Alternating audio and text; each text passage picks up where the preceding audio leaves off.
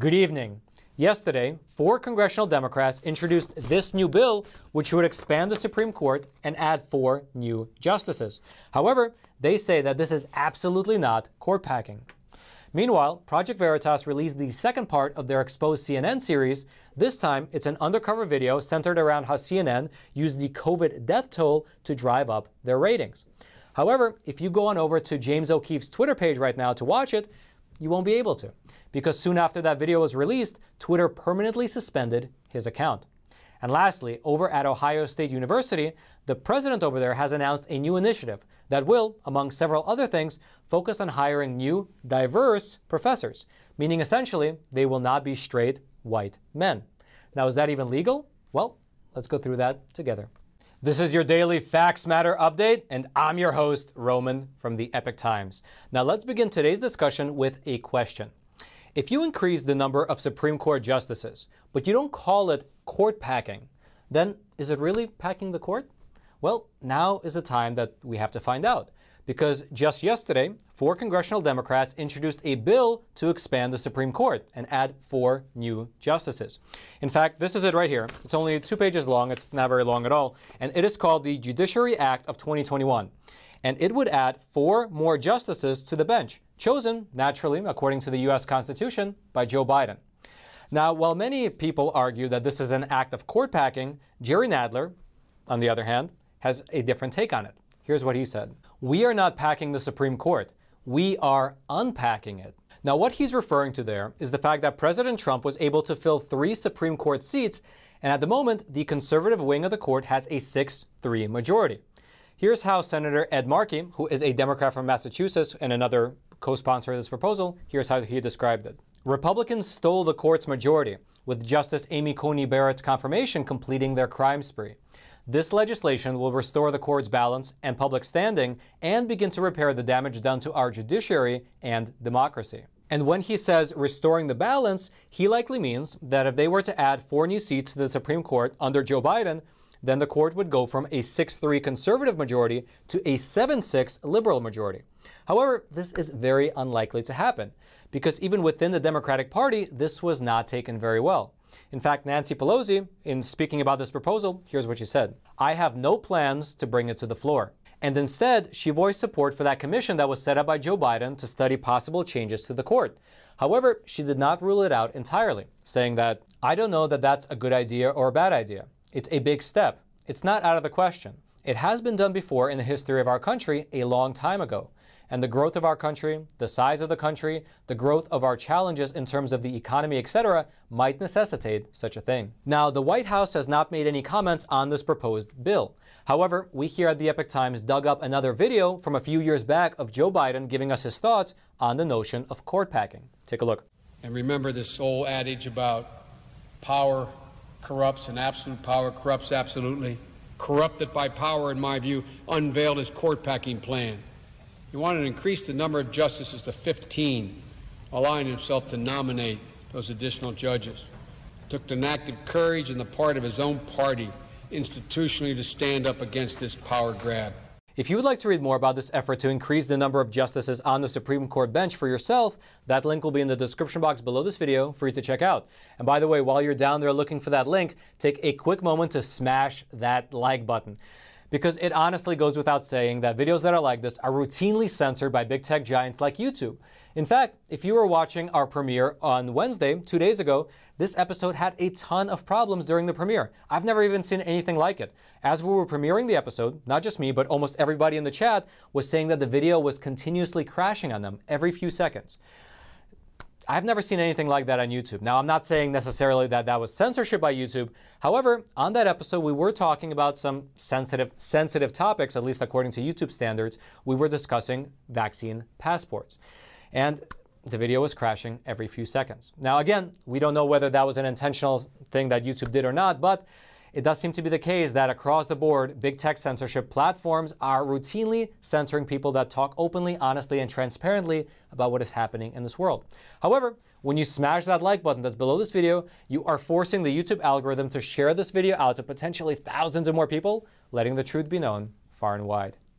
And now let's talk a bit about Project Veritas. In our previous episode, we already discussed how Project Veritas released an undercover hidden camera video which showed a technical director over at CNN discuss how they produced content during the 2020 election which hurt President Trump and helped get Joe Biden elected.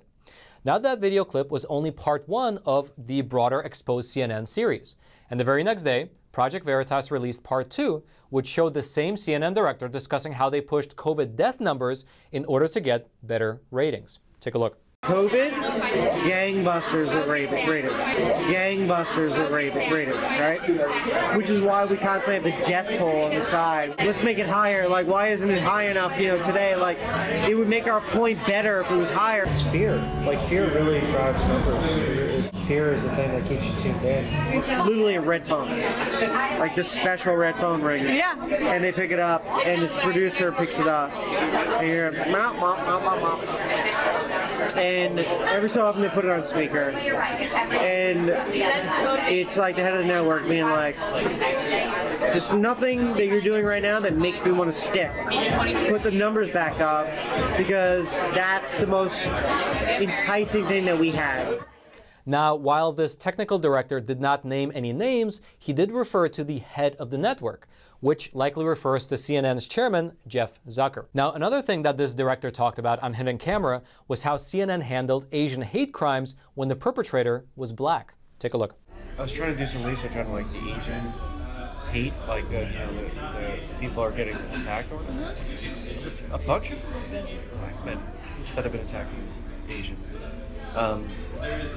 So I'm like, what are you doing? Like, we're trying to like help like with the BLM, and like you're gonna like, I mean, it's individuals, it's not a people, that's not good. The optics of that are not good. These little things like that are enough to set back movements. I haven't seen anything about focusing on the color of people's skin that aren't white. They just aren't saying anything. And so this undercover video, once it was published and made public, became immensely popular, and it spread like wildfire. In fact, within just a few hours, the video got over 1 million views just on James O'Keefe's Twitter page alone. However, if you go on over to his Twitter page now, you will not see this video. In fact, you won't see anything. That's because yesterday, Twitter permanently suspended James O'Keefe from their platform. Why? Well, as an official explanation, they sent him an email saying, in part, your account has been permanently suspended for violating Twitter rules. Specifically, their rules in regards to fake accounts. You may not register or create fake and misleading accounts or use multiple accounts to manipulate Twitter conversations. And at the very bottom it says, this account will not be reinstated. Now, we here at the Epoch Times, we actually reached out to James O'Keefe, and over the phone, here's what he told us. I don't know what they think, that I'm a Russian bot. I don't know what they're talking about. We just did the CNN thing for 3 days. I guess we are too effective. And then later on that very same day, yesterday, he texted us a statement saying that he will sue Twitter for defamation. Here's what that statement said. I'm suing Twitter for defamation because they said I, James O'Keefe, operated fake accounts. This is false. This is defamatory and they will pay.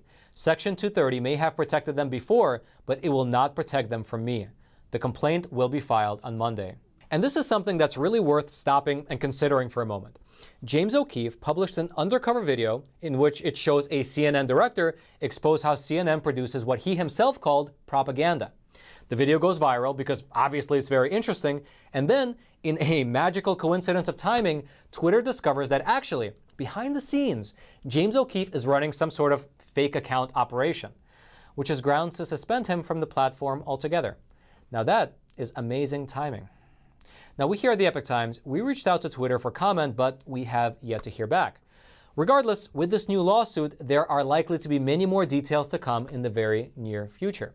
And by the way, this lawsuit against Twitter will not be the only lawsuit that Project Veritas is currently engaged in.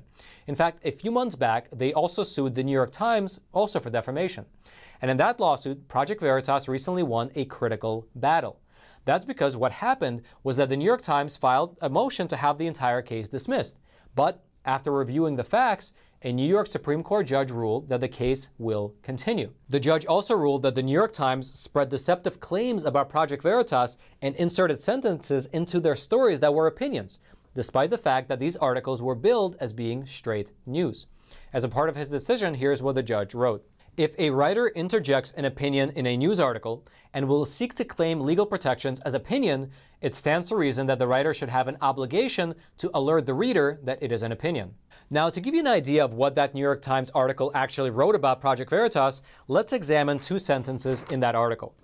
They wrote that conservative publications magnified the reach of a deceptive video released last month by Project Veritas. The video claimed, without named sources or verifiable evidence, that the campaign for Representative Ilhan Omar, a Minnesota Democrat, was collecting ballots illegally. Now, in these sentences are 2 claims. One is that the video was deceptive, and that the second was that the video did not have any verifiable evidence. Now, the New York Times argued that these 2 claims were opinions, which were incapable of being judged true or false. But the judge, the Supreme Court judge in the case, did not agree. He said that the way this article was presented these statements as facts, and it made readers believe that these were statements of fact rather than opinion. Here's what he wrote. Stating that the video is deceptive and stating without verifiable evidence in a factual way in a news article certainly presents the statement as fact, not opinion. Then the lawyers for the New York Times, they tried a different argument. They said that the New York Times actually did demonstrate that the video was deceptive because they cited other news outlets as well as other fact checkers who said that the video was deceptive. However, the judge did not buy that argument. He said that regardless of how many people say something, it does not necessarily make it true. Here's what he wrote. Polling does not decide truth nor speak to evidence, and defendants have not met their burden to prove that the reporting by Veritas in the video is deceptive.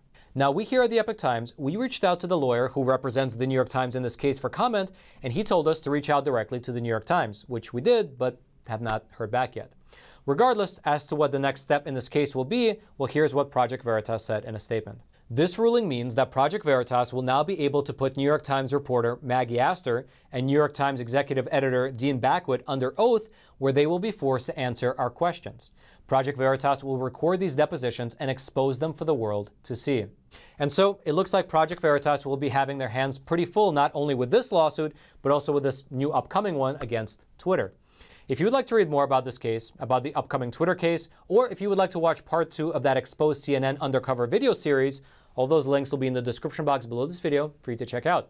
Now, before we move on over and discuss how Facebook is also censoring America, specifically stories about how the co-founder of BLM bought up millions of dollars in real estate, I would like to take a quick moment and introduce our sponsor for today's episode, and I will do so from the sound booth. That's right. The sponsor of today's episode is American Hartford Gold, which is a company run by patriots. That's why they sponsor a program like ours. And actually, they're also my personal gold and silver bullion dealer. I just got my recent order from them in the mail. Now, if you are worried about the economic situation in America with these trillions of dollars in stimulus packages, these trillions amounts of dollars that the Fed has pumped into our economy by buying up all these assets, or our national debt ballooning to what it has and seemingly no one talking about it, well, so am I. And by the way, I don't give you any financial advice, but I'll tell you what I do. And for the last 4.5 years, I've been buying up physical gold and silver every single month. Just every single month, I allocate a portion of my salary to buying physical gold, like this gold 1-ounce coin or this silver 10-ounce bar. I don't know if you can see it. It's quite beautiful. That's what I do.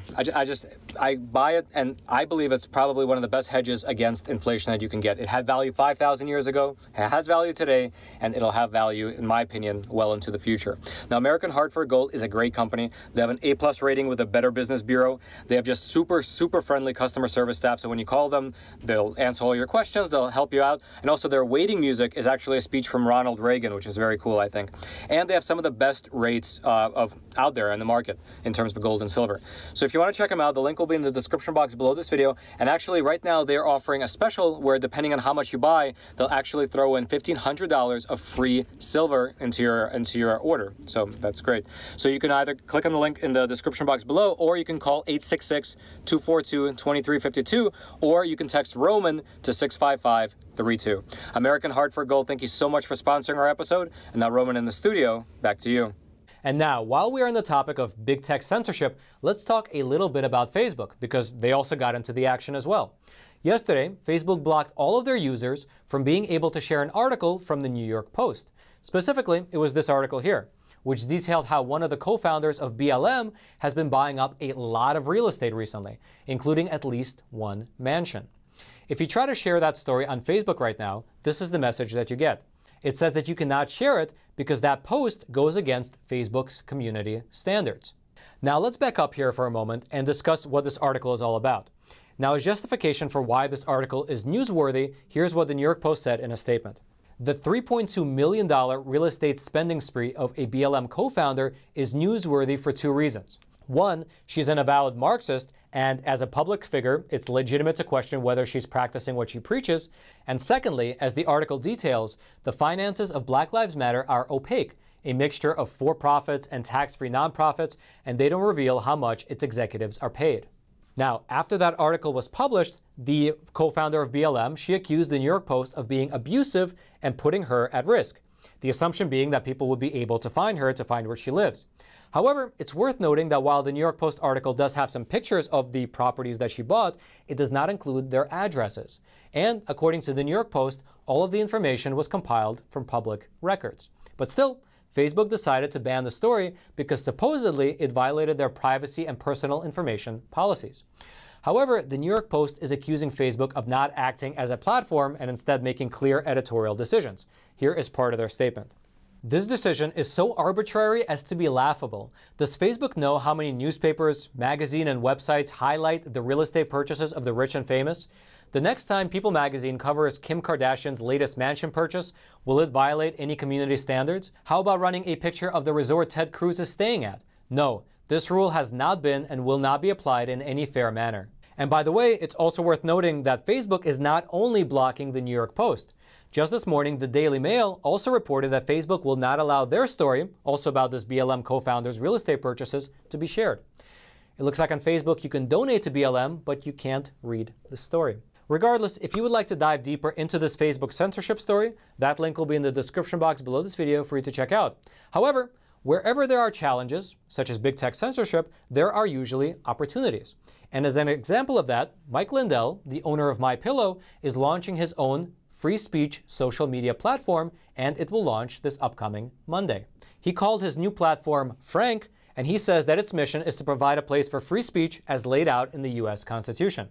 During a video statement where he made this announcement, here's what he said. On Monday morning at 9 a.m., we're going to have the biggest launch. It's like a YouTube-Twitter combination. You've never seen anything like it. You're not going to have to worry about what you're saying and worry about being able to speak out freely. However, he did mention certain caveats with things like threats of violence and foul language not permitted on his platform. Here's what he said. You don't get to use the 4 swear words, the C word, the N word, the F word, or God's name in vain. He also mentioned that this new platform will be using his own servers, and that means they will not be subject to censorship by big tech companies like Amazon or Google. And so we'll have to wait to see until Monday what this platform ultimately looks like. And now let's talk a bit about what's happening over in Ohio, specifically at Ohio State University. According to the president of that university, they are planning to hire 50 additional professors who focus on social and racial justice. And this is, by the way, part of our broader initiative, which is estimated to cost the school several $1 million every year. During a speech, the university professor, who is a woman by the name of Christina Johnson, she announced something that she called the RAISE initiative, with RAISE being an acronym which stands for Race, Inclusion, and Social Equity. Now, in that same speech, Ms. Johnson said that the university's current overall plan is to hire a minimum of 350 new faculty members. And out of those, 150 will come from this new social justice RAISE initiative. And out of those 150, they will be broken down into 2 categories. 1/3 of the new professors will be what she calls scientists, artists, and scholars whose work addresses social equity and racial disparities in fields such as healthcare, education, justice, etc. And then the other 2/3 of these new professors will be from what she said, underrepresented and BIPOC communities. And BIPOC, by the way, if you don't know, stands for Black, Indigenous, and People of Color. So basically, these professors can be anything other than straight white men. Now, this decision was praised by the school's chief diversity officer, who said that this provides the university with an opportunity for the university to produce a groundswell in terms of diversifying the faculty. Diverse faculty attracts diverse students. Now, it's unclear whether they also will have a quota on hiring conservative professors. They didn't mention that as being part of the groups of interest. Although, when you look at the statistics for professors across this country, conservatives seem to be an underrepresented minority as well. Regardless, there is something worth noting here, and that is the question of legality. Can a school like this, particularly Ohio State University, which is a public university, make hiring decisions based on race, gender, or ethnicity? Well, we here at the Epoch Times, we spoke to a professor out in Michigan about this topic, and he told us that if Ohio State discriminates in their hiring practices, as they indicated that they will, that will be in violation of not only their own policies, but also federal civil rights laws, specifically Title VI of the Civil Rights Act and Title IX of the Education Amendments. And for your reference, by the way, Title IX prohibits discrimination in employment on the basis of sex, while Title VI prohibits discrimination on the basis of race, color, or national origin. Here's what this professor told us. It's my opinion that OSU, which is Ohio State University, would be in violation of federal civil rights laws if they make hiring decisions for their RAISE initiative by giving preferences to faculty candidates on the basis of sex, color, race, ethnicity, etc. He then followed up his statement by saying that Ohio State is either unaware of federal civil rights laws or it thinks that it's above the law. Now, we here at the Epoch Times, we actually reached out to Ohio State's University's Diversity Department for comment, but they have yet to get back to us. Regardless, if you would like to read more about this development over at Ohio State, that link will be in the description box below this video for you to check out. And now lastly, as we already mentioned in several other videos, on the very same day that Joe Biden was sworn into office, YouTube made the unilateral decision to demonetize our program.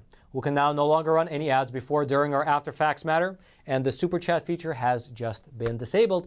They effectively cut off our ability to advertise, and again, if you were on our premiere 2 days ago, it looks like they might be throttling our video as well. However, I'll throw a link into the description box below this video to a page where you can subscribe to the Epoch Times. It only costs a few dollars every month, but by subscribing, not only will you be supporting honest, independent journalism, but you will also get unfettered access to all of our reports, all of our investigations, our opinion content, our infographic, all of our documentaries, and if anything ever happens here on YouTube, you will get continuous access to Facts Matter, Crossroads, American Thought Leaders, and our other video programs as well. Again, that link will be in the description box below this video. I hope you click on it, I hope you subscribe, and I hope that you join us on this journey of exploring truth and tradition through honest journalism. Now, if you haven't already, smash that like button for the YouTube algorithm, subscribe to this YouTube channel in order to get honest news content delivered directly into your YouTube feed while you still can. And by the way, we will continue to publish here on YouTube for as long as people watch videos on YouTube, as long as we don't get kicked off. It's just what we'll do. And until next time, I'm your host, Roman from the Epoch Times. Stay informed and stay free.